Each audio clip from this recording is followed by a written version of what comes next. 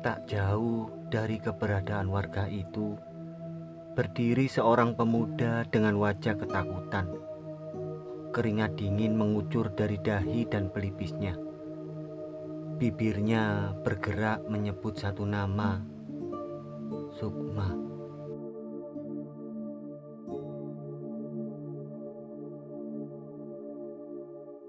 Pulungono pulung sari, sang seketo sari, kewan gewang sira tak kongkon, jupukno Sukma jabang bayine Wijaya bintu Riman. Sukma duduk bersila sambil membakar kemenyan. Asap dari kemenyan itu memenuhi seluruh ruangan semedi. Sukma memejamkan mata. Dicakupnya kedua tangannya di depan dada. Kemudian mulai merapal sebuah mantra. Setelah selesai, Sukma melepas liontin batu combong yang dikenakan. Kemudian meletakkannya di atas sebuah kertas yang bertuliskan huruf Jawa kuno.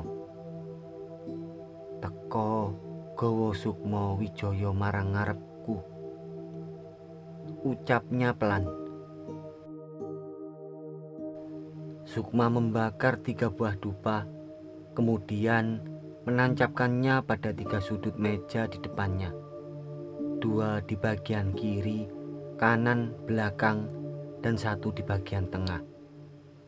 Sukma mengambil minyak serimpi kemudian meneteskannya pada kertas tadi.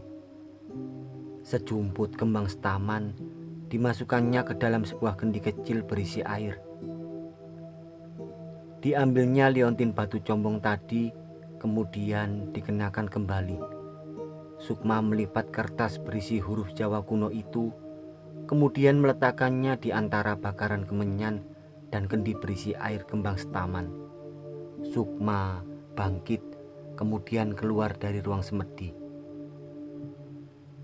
Jangan gegabah, Nduk, atau perbuatanmu akan diketahui orang. Sabar, kita masih punya banyak waktu. Legi memperingatkan Sukma atas tindakannya tadi malam. Aku sakit hati, Mbah. Aku dendam pada mereka berdua. Sukma berucap tegas. Iya, Mbah tahu. Tapi kamu jangan gegabah. Jangan banyak bertindak dulu.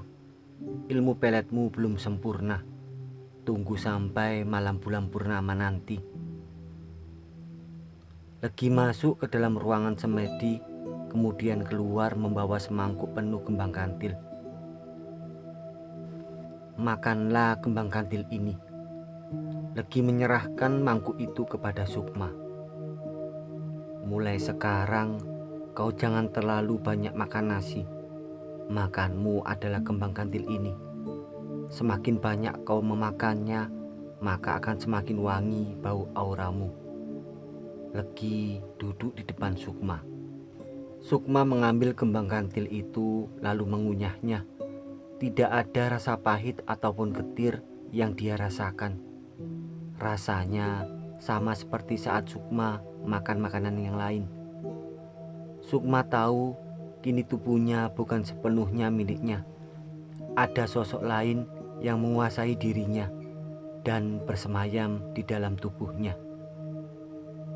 Legi menatap puas pada Sukma saat melihatnya mengunyah dan menelan kembang kantil itu.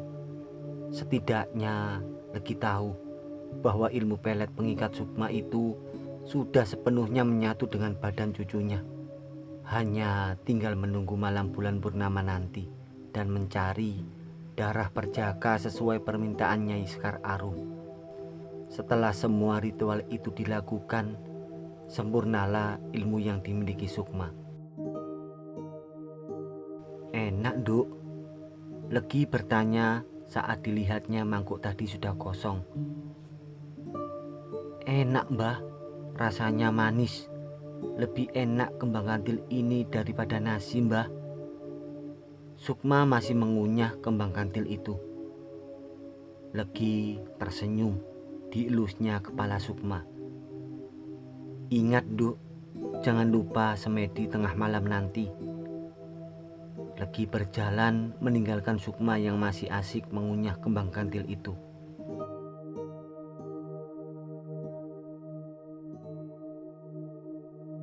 Gerah, panas. Seorang pemuda berguling-guling di atas tempat tidurnya. Dia merasa tubuhnya tidak nyaman, batinnya gelisah, pikirannya tidak menentu. Dia duduk, pikirannya kini dipenuhi dengan bayangan gadis yang sudah dia nodai beberapa bulan yang lalu. Kenapa aku memikirkan gadis kampung itu? Pemuda itu mengipas-ngipaskan tangannya di depan wajahnya. Kenapa tubuhku rasanya panas sekali? Dia berdiri dan berjalan keluar dari kamarnya. Diambilnya gelas kaca yang ada di atas meja makan, kemudian mengisinya dengan air. Ditenggaknya air dalam gelas tadi sampai habis. Tiba-tiba matanya menangkap sosok bayangan yang sangat ia kenal. Bayangan itu tersenyum ke arahnya. Dia tersentak. Gelas yang digenggamnya tadi terjatuh. Dia mengucek matanya beberapa kali karena tidak percaya dengan apa yang dilihatnya. "Mas Jaya," ucap sosok itu. "Sukma." Pemuda itu berucap, kemudian maju beberapa langkah mendekati sosok yang ia sebut Sukma. Pemuda itu menjadi linglung, seakan tak sadar dia mengikuti sosok itu berjalan ke belakang. Sosok itu berhenti di depan dapur, kemudian berbalik menatap ke arah pemuda itu.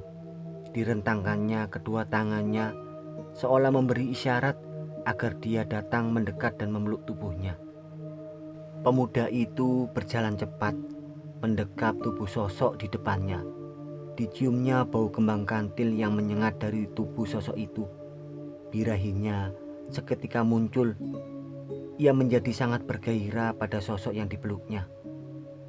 "Sukma, aku ingin tubuhmu." Pemuda itu mendekatkan wajahnya ke arah sosok itu, hendak mendaratkan sebuah ciuman ke bibir tipisnya. "Jaya, sadar Jaya." Sosok itu memberontak, berusaha melepaskan diri dari dekapan pemuda itu. Tiba-tiba sosok itu berubah menjadi orang lain. "Eling le, eling, sadar, aku ini ibumu."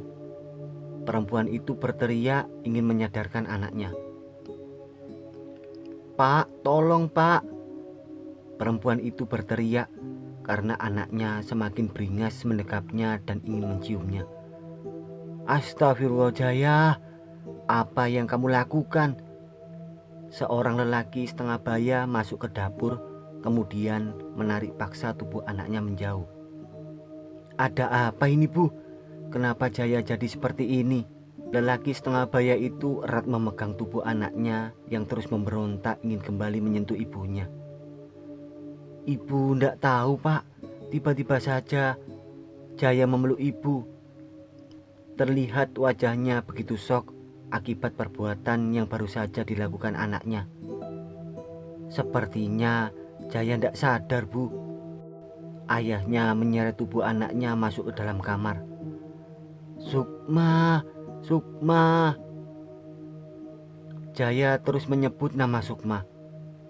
Dia lalu berontak, berusaha melepaskan diri dari cekalan ayahnya. Didorongnya tubuh ayahnya sampai jatuh. Jaya berlari keluar. "Sukma, Sukma." Jaya berteriak sambil berlari ke sana kemari seperti orang gila. "Jaya!" teriak ayahnya, kemudian menyusul anaknya keluar. Ditariknya tubuh sang anak masuk ke dalam rumah. "Jaya kenapa Pak? Kenapa jadi seperti orang linglung begini?" "Ndak tahu Bu, sepertinya kena guna-guna." Ayahnya membawa anaknya masuk ke dalam kamar. "Sukma, Sukma." Lagi-lagi Jaya memanggil nama Sukma. "Siapa Sukma itu Le?" Ayahnya bertanya kepada Jaya setelah selesai mengikat kaki dan tangannya. Sukma, Sukma. Hanya itu kata yang keluar dari bibir Jaya. Begitu dahsyat kekuatan ilmu pelet jika sudah mempengaruhi seseorang sampai kesadarannya hilang dan menjadi seperti orang gila.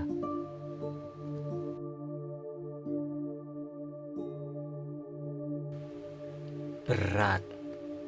Anakmu ini sudah terkena ilmu pelet. Dan ini bukan ilmu pelet sembarangan. Seorang lelaki berucap sambil memejamkan matanya. Harus cepat diobati sebelum ilmu pelet itu sempurna menguasai jiwa anakmu. Lelaki itu membakar kemenyan, kemudian merapal beberapa mantra. Jadi bagaimana, Mbah? Apa yang harus kami lakukan? Mbah bisa menyembuhkan anak saya kan? Seorang perempuan berucap penuh kecemasan. Maaf, saya tidak sanggup. Memang penganut ilmu pelet ini masih baru, tapi yang berada di belakangnya bukan sosok sembarangan, ucap lelaki itu. Lalu bagaimana, Mbah? Tanya perempuan tadi. Pergilah ke hutan Sewu. Di sana ada sebuah perkampungan gaib. Kalau beruntung kalian bisa menemukannya. Tapi kalau bukan rezeki kalian, akan sangat sulit menemukan perkampungan itu, ucap lelaki yang dipanggil Mbah itu. Bawalah ini. Lelaki itu memberikan sebuah batu berwarna merah menyala yang dibalut sebuah kain berwarna putih. Batu merah delima ini akan menjadi kunci saat memasuki gerbang perkampungan gaib nanti. Ingat untuk selalu dibawa batu ini, karena kalau tidak akan sia-sia perjalanan kalian menuju ke sana, pesan lelaki itu. Baik, Mbah, ucap perempuan itu, kemudian mundur ke belakang dan berjalan pelan meninggalkan ruangan itu. Bagaimana, Mbak? Seorang lelaki menunggu perempuan itu di ruangan depan. Kita pergi ke hutan Sewu. Mbak Surip tidak sanggup mengobati Jaya, ucap perempuan itu lemah. Jangan putus asa, Mbak. Lelaki itu mencoba memberi semangat pada perempuan itu. Kita pulang, Par. Ingat, jaga rahasia ini baik-baik. Aku tidak ingin Kang Turi tahu kalau kita pergi ke dukun. Perempuan itu mengingatkan lelaki tadi. Iya, Mbak. Mereka pun meninggalkan rumah dukun itu dengan hati gamang, karena tidak berhasil mendapatkan apa yang mereka inginkan. Sugeng dalu, Kang Mas. Sebuah suara lembut mampu membuyarkan konsentrasi Mbak Surip dari semedinya. Tercium bau semerbak kembang kantil seiring terdengarnya suara tadi. Kemudian nampaklah sesosok perempuan cantik yang berdiri di depan Mbak Surip dengan anggun.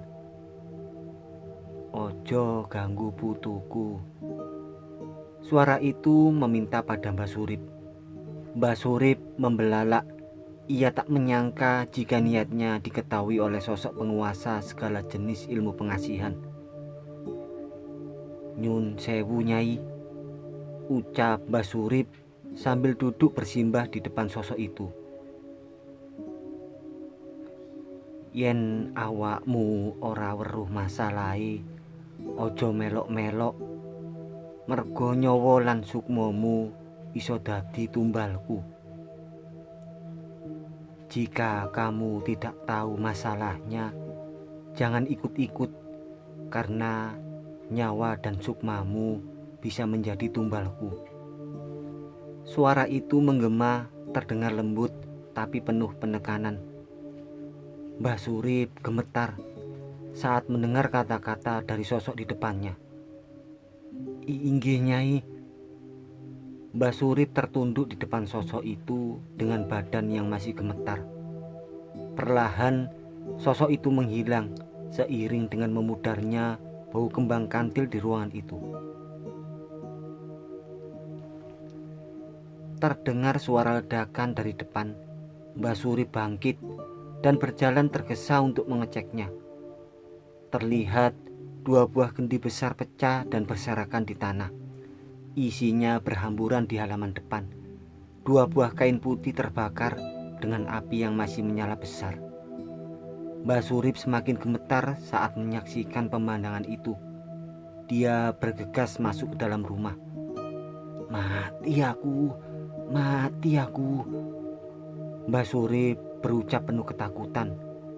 Mbak Surip masuk ke dalam sebuah ruangan, kemudian mengeluarkan sebilah keris. Ditariknya keris itu dari kerangkanya, kemudian diletakkan di dahinya dengan posisi berdiri. Mbak Surip merapal beberapa mantra, kemudian keluar dari ruangan itu dengan wajah pucat.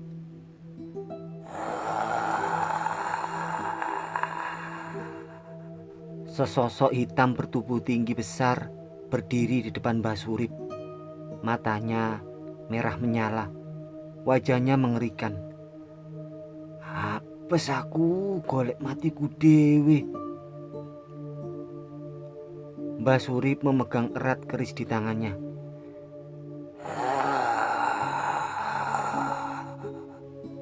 Sosok itu menggeram, suaranya mengerikan. Mbak Surip beringsut ke belakang. Dia tahu jika dia takkan mampu menghadapi makhluk mengerikan di depannya ini. Apalagi pagar di depan rumahnya sudah dihancurkan oleh Nyai Sekar Arum. Tidak ada lagi bala tentara gaib yang bisa membantunya saat ini. Luwih becik aku mati daripada dadi budakmu. Lebih baik aku mati daripada jadi budakmu. Dengan ragu Mbak Suri bersiap menancapkan keris tadi ke dadanya sendiri. Keris itu menancap tepat di jantungnya. Darah mengucur dari dada Mbak Surip. Tubuh Mbak Surip ambruk ke tanah dengan mata yang terbuka. Dia menjadi korban dari ritualnya sendiri. Mbak Surip memilih mengakhiri hidupnya daripada harus menjadi budak dari makhluk di depannya.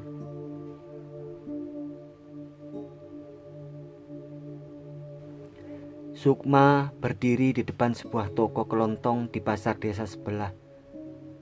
Oh iya mbak, sebentar ya. Seorang pria muda memandang intens ke arah Sukma. Matanya tak berkedip sedikit pun saat memandang gadis di depannya. Sukma tersenyum saat pandangan mata mereka tak sengaja bertemu. Mas, mana garamnya? Suara Sukma menyadarkan pria muda tadi. Iya mbak, maaf. Pria muda itu memberikan 1 pak garam kepada Sukma. Berapa mas? Tanya Sukma sambil berusaha mengeluarkan uang dari dompetnya. Buat mbaknya gratis. Pria muda tadi tersenyum ke arah Sukma. Bener mas, gratis. Sukma tersenyum ke arah pria muda itu yang membuat pria muda itu semakin terpikat pada Sukma. Iya, kalau boleh tahu namanya siapa Neng? Pria tadi bertanya sambil terus memperhatikan Sukma. Sukma mas.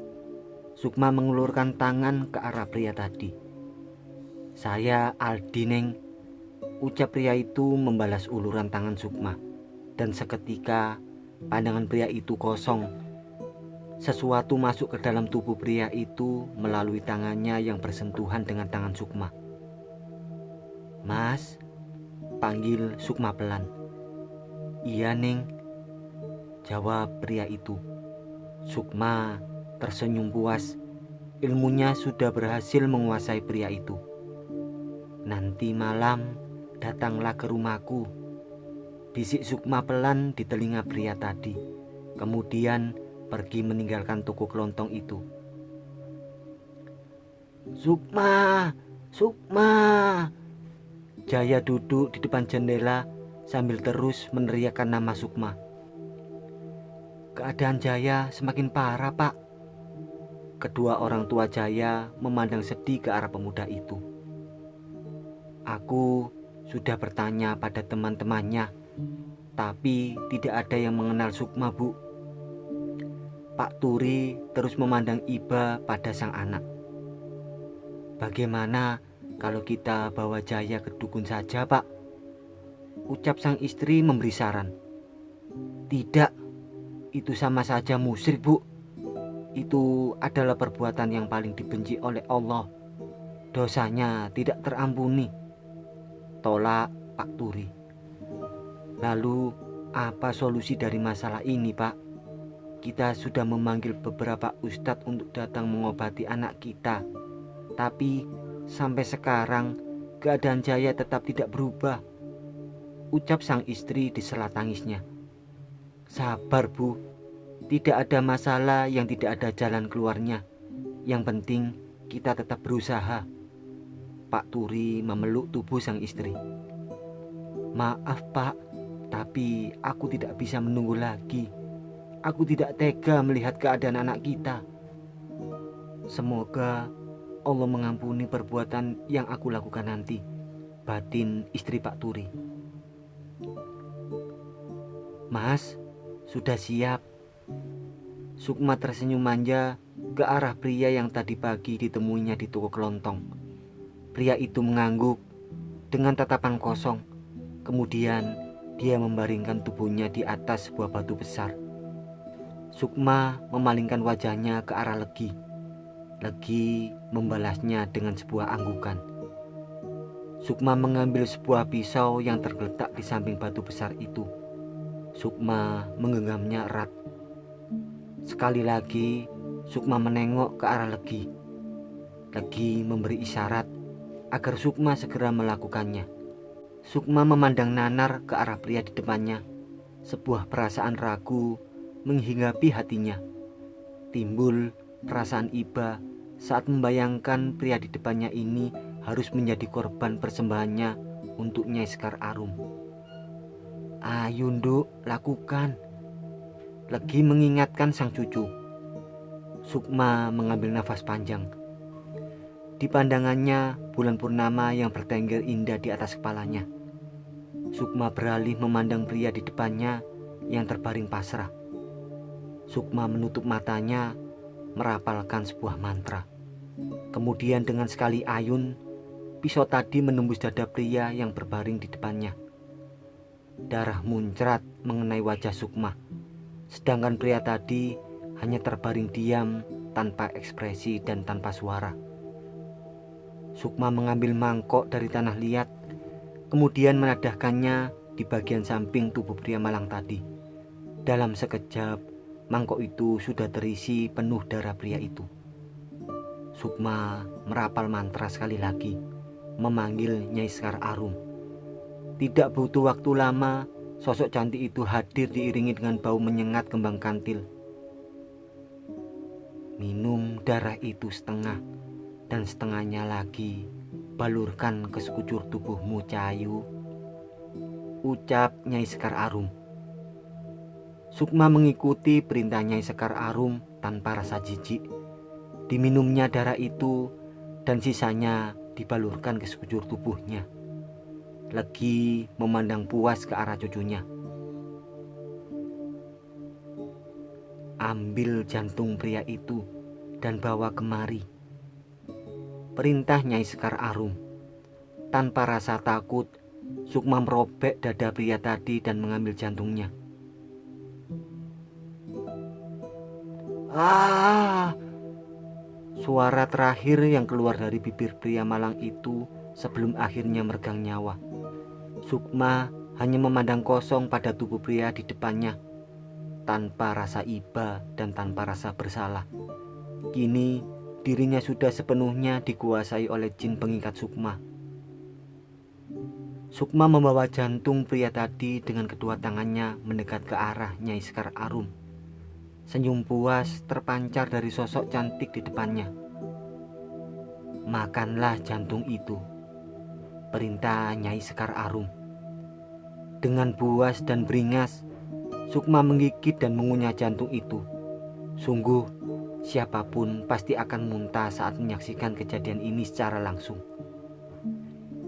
Ilmu pelet pengikat Sukma itu kini sudah sempurna dan sudah sepenuhnya menyatu dengan tubuhmu, Cahayu. Ucap Nyai Sekar Arum, kemudian memberikan sebuah kembang kantil kepada Sukma. Setelah itu, sosok cantik itu menghilang.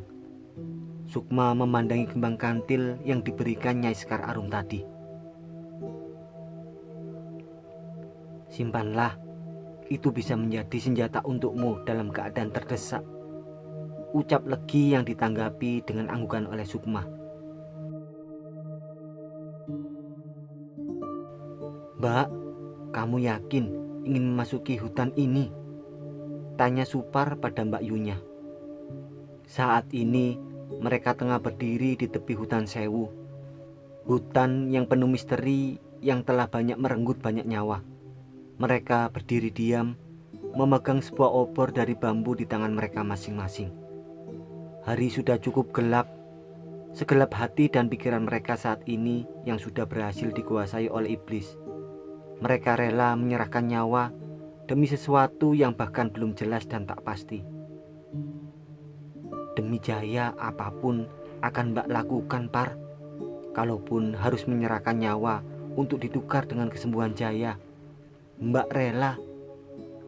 Perempuan itu berucap dengan mata berkaca-kaca. Setelah berhasil mengumpulkan keyakinan penuh, mereka melangkahkan kaki memasuki hutan misteri itu. Mereka berjalan membelah semak belukar serta rumput liar yang menjulang tinggi. Tak jarang bagian tubuh mereka tergores oleh ranting tajam dan bagian semak yang berduri. Apa masih jauh, Mbak? Tanya Supar. Wajahnya nampak kelelahan. Kita jalan saja terus, Par. Belum nampak perkampungan gaib yang Mbak Surip sebutkan itu. Perempuan itu erat menggenggam batu merah delima yang diterimanya dari dukun kepercayaannya.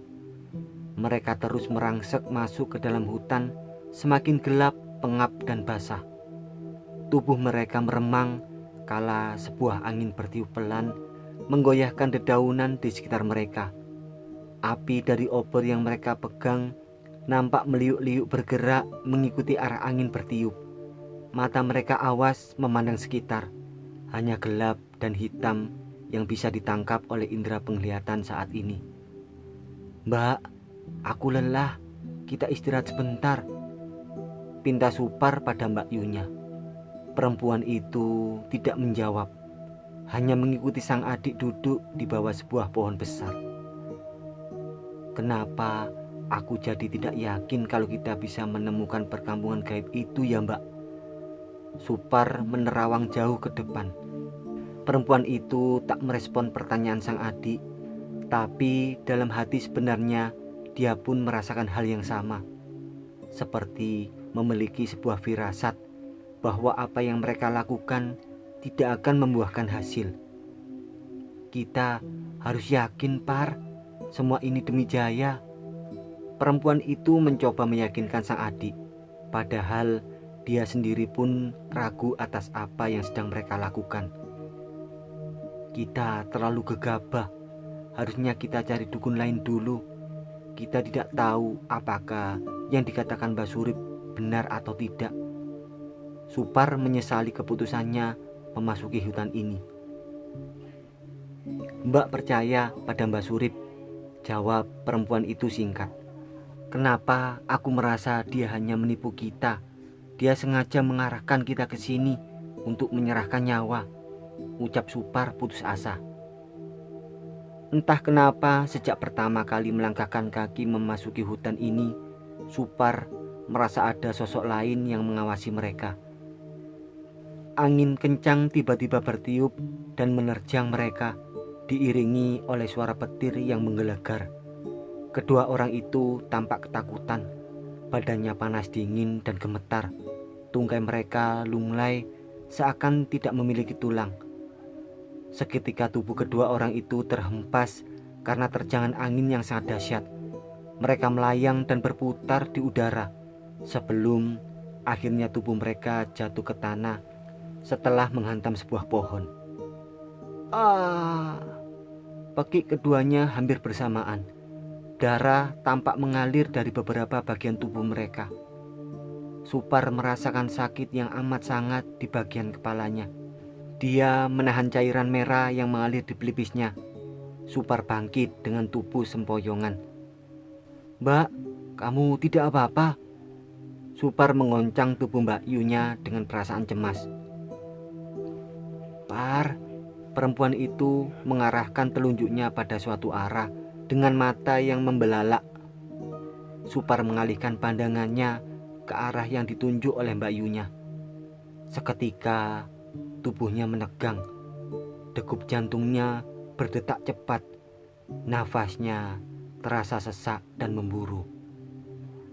Di sana berdiri sosok makhluk dengan rupa dan bentuk yang sangat mengerikan. Sosok itu menatap buas ke arah Supar dan Mbak Yunya dengan 3 mata yang dimilikinya. Lidahnya menjulur penuh darah. Keempat tangannya erat memegang senjata. Sebuah kalung dari tengkorak kepala manusia melingkar di bagian lehernya. Dialah Kali, sosok penguasa dunia kegelapan.